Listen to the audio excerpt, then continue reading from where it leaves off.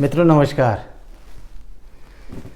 GST में बड़े important issues हैं और इन्हीं महत्वपूर्ण इम्पॉर्टेंट इश्यूज़ में एक इशू है आईटीसी ब्लॉक करने का।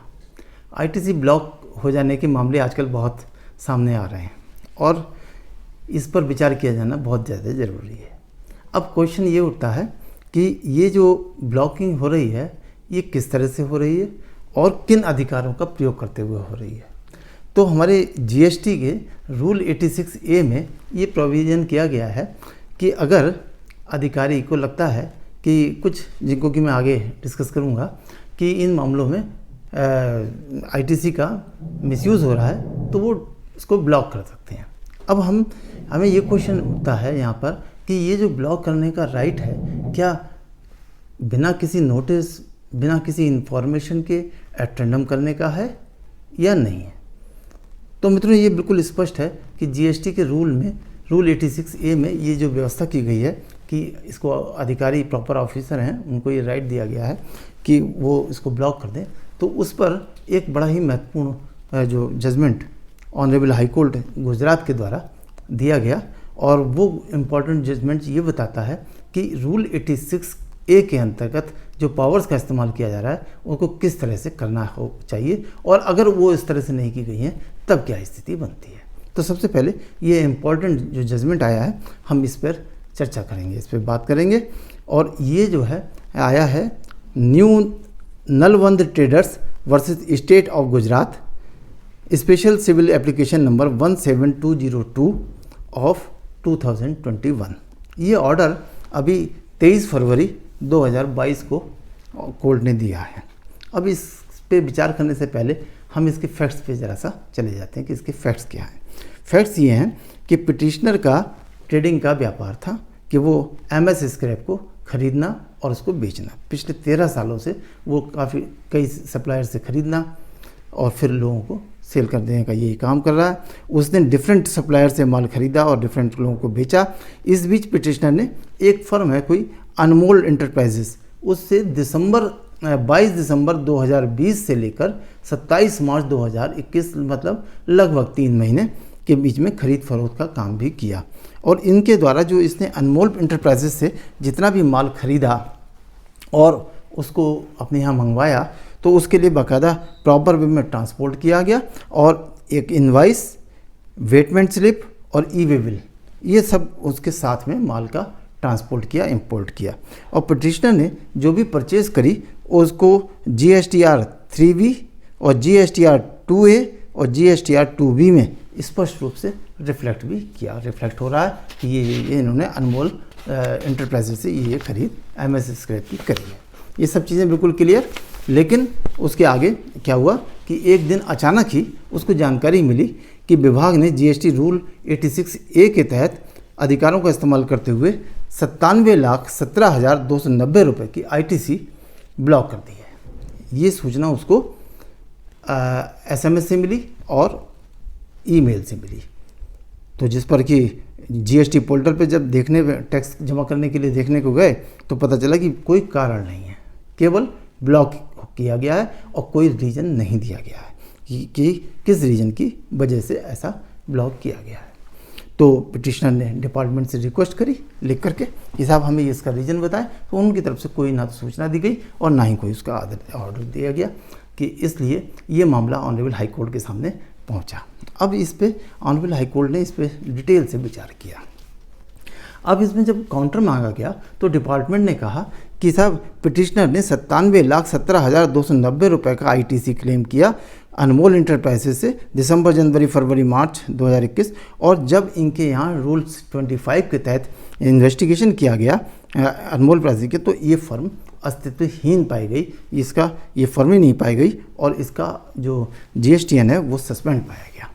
अब जब सस्पेंड पाया गया तो इस आधार पर डाउटफुल टैक्स क्रेडिट 97,17,290 इनका जो अनमोल एंटरप्राइजेस से जो खरीद को ब्लॉक कर दिया गया। इसलिए साहब हमने ये ब्लॉक कर दिया, ये काउंटर में डिपार्टमेंट ने बताया।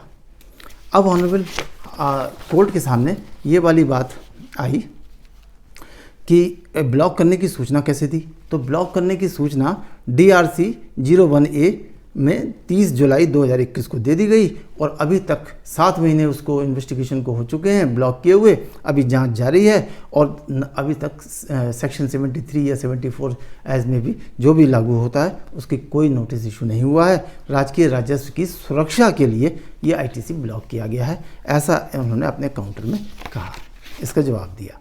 अब उसमें कोर्ट के सामने ये वाली बात आई कि ये जिस तरह से रूल 86A का इस्तेमाल करके बिना कोई सूचना के, बिना कोई इन्फॉर्मेशन के अटेंडम जो है इसको ब्लॉक ITC ब्लॉक कर दी गई है, क्या ये उचित है? तो रूल 86A बड़ा ही इम्पॉर्टेंट हो जाता है, क्योंकि जो भी कार्रवाई होनी है वो रूल 86A के प्राविधानों के से प्राप्त अधिकारों का प्रयोग करने पे ही होनी है। तो ये इस पर ऑनरेबल कोर्ट ने विचार किया। तो अपने ऑर्डर में ऑनरेबल कोर्ट ने जो लिखा वो मैं आपको सुनाता हूँ। Rule 86A undoubtedly could be said to have conferred drastic powers upon the proper officers if they have reason to believe that the activities or invoices are suspicious. The Rule 86A is based on reason to believe. Reason to believe must have a rational connection with or relevant bearing on the formation of the belief. It is a subjective term and can be interpreted differently by different individuals. मतलब rule 86 विश्वास करने के कारण reason to believe पर आधारित है। तो ये वर्ड आया रीजन टू बिलीव, विश्वास करने के कारण, विश्वास गठन के साथ तर्कसंगत संबंध या प्रासंगिक प्रभाव भी होना चाहिए। रीजन टू बिलीव एक व्यक्तिपरक अर्थ रखता है, अलग अलग व्यक्तियों की अलग अलग व्याख्या की जा सकती है अलग अलग व्यक्तियों द्वारा। तो ये रीजन टू बिलीव ये एक तो वर्ड ये इम्पोर्टेंट हो गया। फिर आगे कोर्ट कहते हैं कि prima facie it appears that the rule 86A does not even contemplate for issue of any show cause notice or intimation notice. In such circumstances, the person affected may be taken by surprise when he would go to the portal to pay taxes and finds that ITC is not usable. प्रथम दृष्टया ऐसा लगता है 86A को देखने से कि rule 86 किसी भी कारण बताओ नोटिस या कोई भी इंटीमेशन की कोई ज़रूरत ही नहीं है, सीधे उठाया और उसको ब्लॉक कर दिया। ऐसी स्थिति में प्रभावित व्यक्ति को बड़ा ही आश्चर्य हो सकता है जब वो अपने टैक्स का पेमेंट करने के लिए पोर्टल पे जाए तो अचानक ही देखे कि साहब ये तो ब्लॉक हो चुकी है। तो ये प्रथम दृष्टया प्राइमा फेसी ऐसा महसूस हो रहा है। आगे ऑनरेबल कोर्ट ने कहा कि rule 86A is not the rule which entitles the proper officer to make debit entries in the electronic credit ledger of the registered person. The rule merely allows the proper officer to disallow the registered person the debit from the electronic credit ledger for the limited period of time and on a provisional basis. बड़ा ही important बात ये है यहाँ पर आ गई। क्या आई मैं इसका वो भी बता देता हूँ। क्या कहना चाहता है कोर्ट कि रूल 86A वो नियम नहीं है जो प्रॉपर ऑफिसर को पंजीकृत व्यक्ति के इलेक्ट्रॉनिक क्रेडिट लेजर में डेबिट एंट्रीज करने का राइट देता हो। डेबिट एंट्रीज परमानेंट नहीं करनी है, रूल केवल प्रॉपर ऑफिसर को सीमित समय के लिए फॉर द टाइम बीइंग करने के लिए और उसे अंतरिम आधार पर टेम्परेरी आधार पर पंजीकृत व्यक्ति के इलेक्ट्रॉनिक क्रेडिट लेजर में डेबिट करने की अनुमति देता है। ये कोर्ट ने इसका इंटरप्रिटेशन किया, फाइनली नहीं, ये फाइनली उसको डेबिट नहीं कर सकते। The court took the view that in case the debit entries are made by the proper officer, the same would tantamount to permanent recovery of the input tax credit, and the permanent recovery is governed by the statutory provisions sections 73 or 74 respectively of the CGST Act as the case may be, and it would certainly travels beyond the plain language and underlined intent of Rule 86A. बिल्कुल साफ बात। न्यायालय ने विचार किया कि यदि proper officer द्वारा डेबिट एंट्रीज की जाती हैं तो ये इनपुट टैक्स क्रेडिट की स्थायी वसूली के समान होगा, परमानेंट होगा, और स्थायी वसूली बिना सेक्शन 73, 74 कि नोटिस और उनकी कार्रवाई के बिना नहीं की जा सकती है। अतः 73 और 74 जैसी स्थिति में जैसा भी हो नोटिस की वसूली नहीं की जाएगी। ये सादा भाषा में नियम 86 के इरादे से परे है। इसके आगे ऑनरेबल कोर्ट ने जो कहा कि रूल 86A हैज़ टू, बड़े इंपॉर्टेंट बात है यहाँ पर, बड़ी इंपॉर्टेंट बात इसका इंटरप्रिटेशन किया गया है।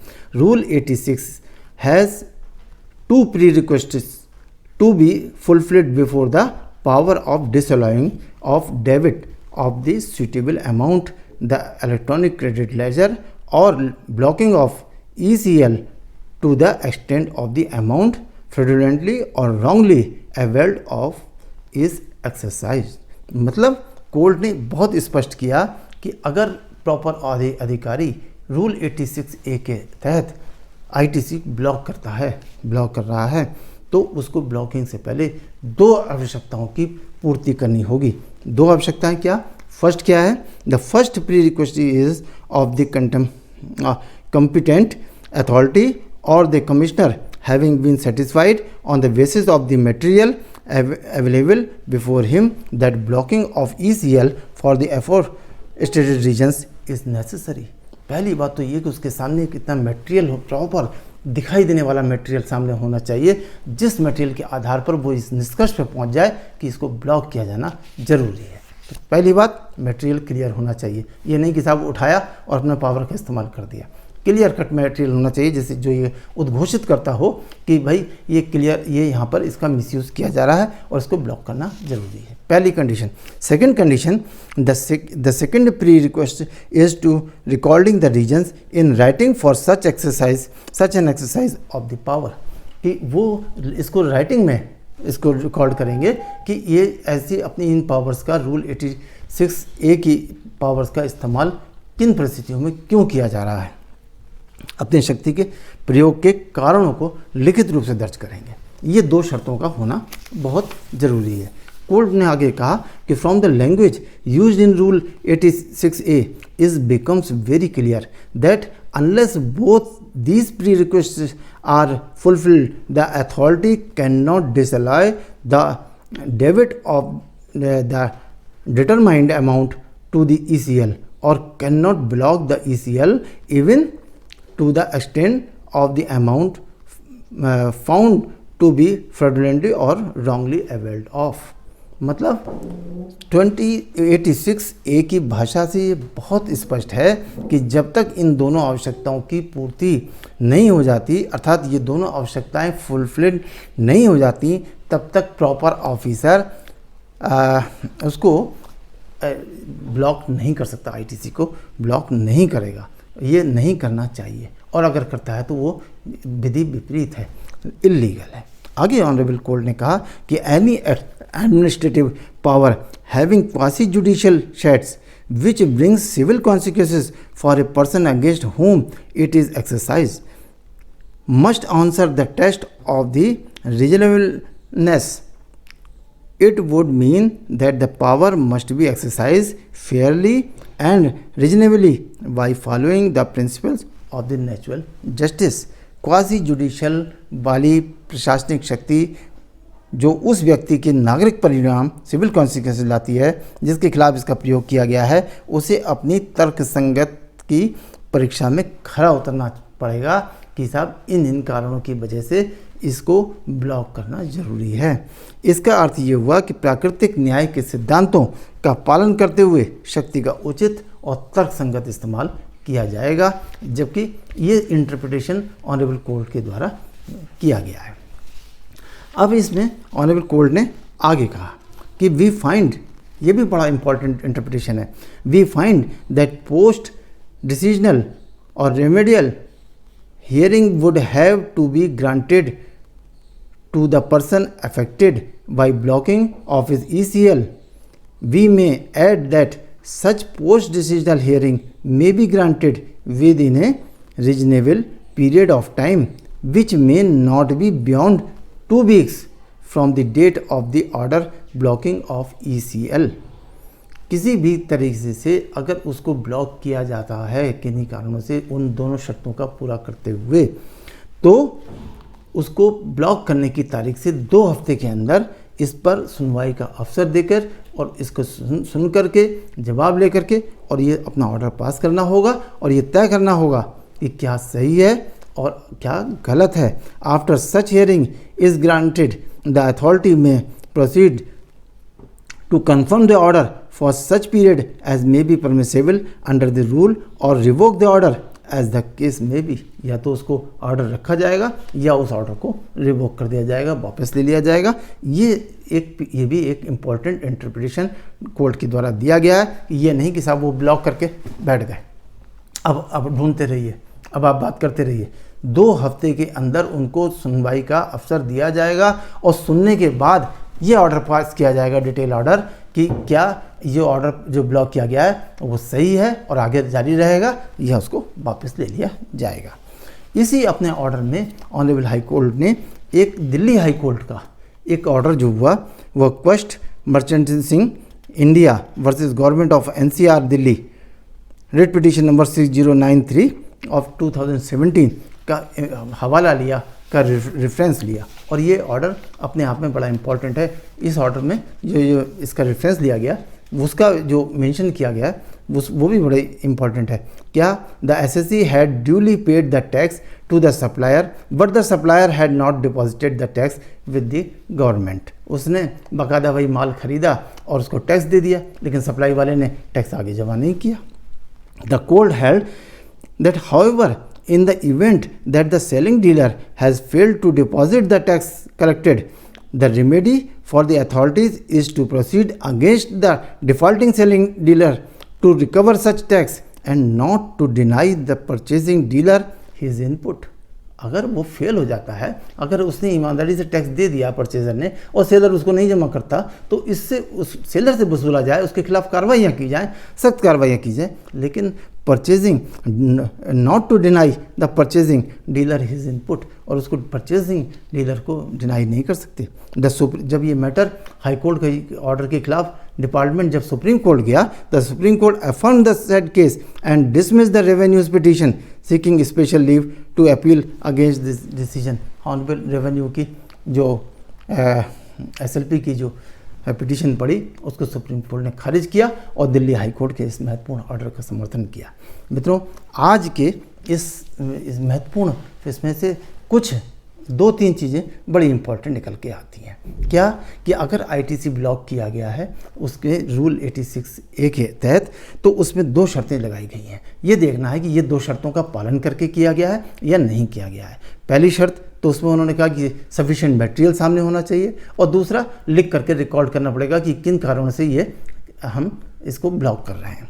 और तीसरा ये कि अगर ब्लॉक कर देंगे तो उसके 2 हफ्ते के अंदर नोटिस दे करके उसको SSC को सुन करके ये फैसला लेना पड़ेगा, उसकी बातों को सुन करके ये डिसाइड करना पड़ेगा कि जो ब्लॉकिंग की गई है वो सही है, आगे चलेगी या नहीं चलेगी। तो मित्रों, आज के मामले में ये महत्वपूर्ण फैसला जो कि अभी फरवरी में ऑनरेबल कोर्ट के द्वारा दिया गया, बड़ा ही विचारणीय है और लागू होने वाला है, इसलिए ये इसको मैं लेके आया।